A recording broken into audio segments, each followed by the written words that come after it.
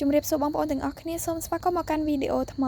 ីសម្រាប់វីដេអូនេះដែរខ្ញុំនឹងបង្ហាញបងប្អូនអំពីគន្លឹះនៃការដាក់ reaction emoji ទៅលើ Facebook post សម្រាប់បងប្អូនដែលចង់ឲ្យ post របស់បងប្អូនមាន reaction ច្រើនបងប្អូនអាចធ្វើតាមវីដេអូនេះបានសម្រាប់ reaction នឹងដែរគឺបងប្អូនអាចដាក់ទៅតាមបំណងរបស់បងប្អូនឧទាហរណ៍ថាបងប្អូនចង់បាន react លើសតឬមួយក៏ react ហាហា react ខេអញ្ចឹងបងប្អូនអាចដាក់បានទៅតាមចំណង់និងចំណូលចិត្តរបស់បងប្អូនហើយសម្រាប់ការធ្វើនឹងដែរគឺអត់ពិបាកទេបងប្អូនគឺយើងគ្រាន់តែត្រូវការ link post ណាមួយរបស់បងប្អូនយកទៅផានៅក្នុង website គឺជាការស្រេចសម្រាប់ការធ្វើនឹងដែរគឺខ្ញុំធ្វើនៅក្នុង website ខ្មែរ SMM អញ្ចឹងដើម្បីកុំឲ្យខាត់ពេលយូរយើងចូលមកធ្វើទាំងអស់គ្នាតែម្ដងជាដំបូងបងប្អូនអាចចូលទៅក្នុង account Facebook របស់បងប្អូនសិនមកឧទាហរណ៍ថាសម្រាប់ខ្ញុំគឺខ្ញុំចូលមកក្នុង account Facebook បែបនេះបន្ទាប់មកទៀតបងប្អូនគ្រាន់តែជ្រើសរើស post ណាមួយដែលបងប្អូនចង់ដាក់ reaction ឧទាហរណ៍ថាសម្រាប់ខ្ញុំគឺខ្ញុំជ្រើសរើស post មួយនេះដើម្បីដាក់ reaction ណាបងប្អូនឃើញសញ្ញាត្រី3ដែលនៅខាងលើហើយនៅខាងស្ដាំដៃនឹងអត់បងប្អូនចុចទៅលើសញ្ញាត្រី3នឹងមកដើម្បីចូលមកយក link បន្ទាប់មកទៀតបងប្អូនបន្តចុចនៅលើពាក្យ copy link បន្ទាប់ពី copy link បានហើយបងប្អូនអាចធ្វើការចេញពីក្នុង account Facebook របស់បងប្អូនដើម្បីចូលទៅក្នុង website វិញម្ដងសម្រាប់របៀបនៃការចូលទៅក្នុង website នឹងដែរគឺបងប្អូនគ្រាន់តែចូលមកក្នុង browser ណាមួយដែលបងប្អូនមានបងប្អូនអាចចូលតាមរយៈ Google ក៏បានចូលតាមរយៈ Chrome ក៏បានឬមួយក៏បងប្អូនអាចចូលតាមរយៈ Safari ក៏បានដូចគ្នាណាបងប្អូនបើសម្រាប់ខ្ញុំផ្ទាល់គឺខ្ញុំចូលតាមរយៈ Chrome មកបងប្អូនបន្ទាប់មកទៀតបងប្អូនគ្រាន់តែ search ពាក្យថាខ្មែរ SMM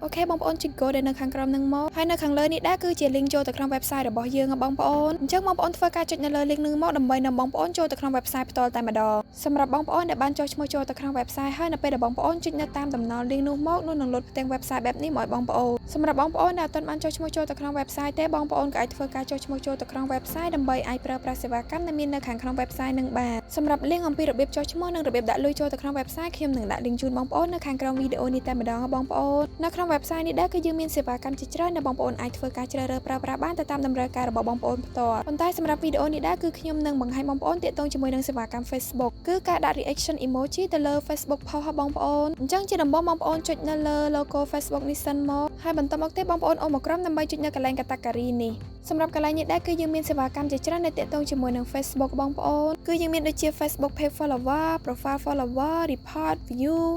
video view story គឺយើងមានច្រើនណាស់បងប្អូនប៉ុន្តែបងប្អូនអស់រកមើល Facebook post reaction ណាបងប្អូនសម្រាប់ Facebook post reaction នឹងដែរគឺយើងមានច្រើនជម្រើសឲ្យបងប្អូនជ្រើសរើសសម្រាប់ជម្រើសទាំងអស់នឹងដែរបងប្អូនស្រឡាញ់ឬក៏ពេញចិត្តនៅជម្រើសមួយណាបងប្អូនអាចធ្វើការជ្រើសរើសជម្រើសមួយនឹងបានបើសម្រាប់ខ្ញុំគឺខ្ញុំធ្វើការជ្រើសរើសសេវាកម្មដែលនៅខាងលើគេនេះបងអស់បងប្អូនគឺ Facebook post reaction cheapest new នេះបងប្អូនហើយជំហានបន្តមកទៀតបងប្អូនមើលនៅកន្លែង service សម្រាប់កន្លែង service នឹងដែរគឺបងប្អូនធ្វើការជ្រើសរើសសេវាកម្មមួយតង់ទៀតនៅក្នុងនេះដែរគឺយើងមានសេវាកម្មជាច្រើនសម្រាប់ឲ្យបងប្អូនជ្រើសរើសដូចជា Facebook post like Facebook post reaction love Facebook post reaction care ហើយមានច្រើនទៀតបងប្អូនស្រឡាញ់ពេញចិត្តនៅជម្រើសមួយណាបងប្អូនអាចធ្វើការជ្រើសរើសនៅជម្រើសមួយនឹងបានសម្រាប់សេវាកម្មទាំងអស់នឹងដែរគឺសុទ្ធតែជាសេវាកម្មដែលមានតម្លៃធូរថ្លៃទាំងអស់បងប្អូនគឺអត់ដល់$1ទេនៅក្នុង1000 reaction ណាបងប្អូនដែលសំខាន់គឺមានតម្លៃធូរថ្លៃហើយសម្រាប់គុណភាពសេវាកម្មនឹងក៏ល្អទៀតបងប្អូនដាក់ឲ្យគឺឆាប់ឡើងតែម្ដងបងប្អូនអញ្ចឹងហើយបងប្អូនពេញចិត្តនៅសេវាកម្មមួយណាបងប្អូនអាចធ្វើការជ្រើសរើសសេវាកម្មមួយនឹងបានបើសម្រាប់ខ្ញុំគឺខ្ញុំស្រឡាញ់ពេញចិត្តសេវាកម្ម reaction love ហ្នឹងបងប្អូនអញ្ចឹងខ្ញុំនឹងធ្វើការជ្រើសរើសសេវាកម្មនេះតែម្ដងគឺសេវាកម្មដែលមាន ID code 10 code 252 Facebook post reaction love ហ្នឹងបងប្អូន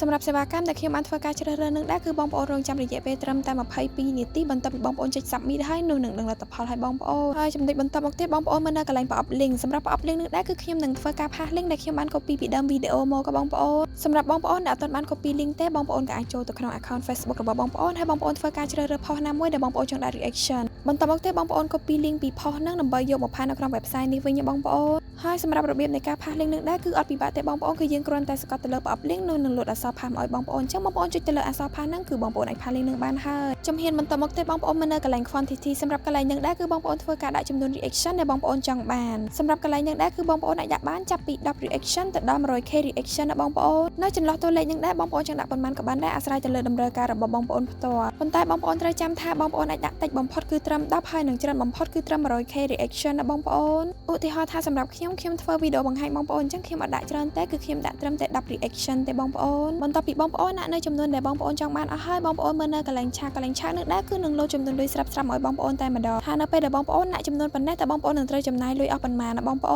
នប៉ុន្តែសម្រាប់កន្លែងឆាកនឹងដែរគឺវានឹងប្រែប្រួលអាស្រ័យទៅលើចំនួន reaction ដែលបងប្អូនបានដាក់នៅខាងលើហ្នឹងបងប្អូនបើសិនជាបងប្អូនដាក់ចំនួនលើពី10អញ្ចឹងកន្លែងឆាកហ្នឹងក៏គិតលុយឲ្យបងប្អូនទៅតាមនឹងដែរបងប្អូនបន្ទាប់ពីបងប្អូនដាក់នៅចំនួនដែលបងប្អូនចង់បានអស់ហើយបងប្អូនគ្រាន់តែពិនិត្យមើលនៅសេវាកម្មខាងលើដែលបងប្អូនបានជ្រើសរើស នឹងថាត្រឹមត្រូវអស់ហើយឬនៅបងប្អូនពិនិត្យមើលនៅកន្លែង category service link quantity ថាត្រឹមត្រូវអស់ហើយឬនៅបើសិនជាត្រឹមត្រូវអស់ហើយបងប្អូនគ្រាន់តែចុចពាក្យ submit ដែលនៅខាងក្រោមនេះមកនៅពេលដែលបងប្អូនចុច submit ហើយនៅនឹងលោតវិក័យប័ត្របែបនេះមកឲ្យបងប្អូនគឺមានន័យថាការបញ្ជាទិញរបស់បងប្អូនគឺត្រូវបានទទួលយកសម្រាប់សេវាកម្មនេះដែរគឺបងប្អូនរងចាំរយៈពេលត្រឹមតែ22នាទីបន្ទាប់ពីបងប្អូនចុច submit ហើយនៅនឹងដឹងលទ្ធផលឲ្យបងប្អូនតែជាក់ស្ដែងទៅគឺអត់ដល់20នាទីទេបងប្អូនគឺខ្ញុំដាក់ហើយគឺត្រឹមតែ10នាទីអីគឺឡើងតែម្ដងណាបងប្អូនប៉ុន្តែនៅក្នុងកំឡុងពេលរងចាំនឹងដែរគឺខ្ញុំអត់តម្រូវបងប្អូននៅក្នុង website នឹងទេគឺបងប្អូនអាចធ្វើការ clear website ចេញបានហើយសម្រាប់វីដេអូអំពីគន្លឹះនៃការដាក់ reaction emoji ទៅលើ Facebook ក៏បញ្ចប់តែត្រឹមហ្នឹងសម្រាប់បងប្អូនដែលអត់ទាន់នៅត្រង់ចំណុចណាទេបងប្អូនក៏អាចត្រឡប់ទៅមើលវីដេអូពីដើមមកវិញបានណាបងប្អូនហើយក៏សូមអធិស្ឋានបងប្អូនទាំងអស់គ្នាចំពោះពាក្យសម្ដីលើសលួសឬក៏មិនសមរម្យនៅត្រង់ចំណុចណាឬក៏សម្ដីរំខានណាមួយសូមអរគុណបងប្អូនទាំងអស់គ្នាសម្រាប់ការទស្សនាជួបគ្នានៅវីដេអូក្រោយ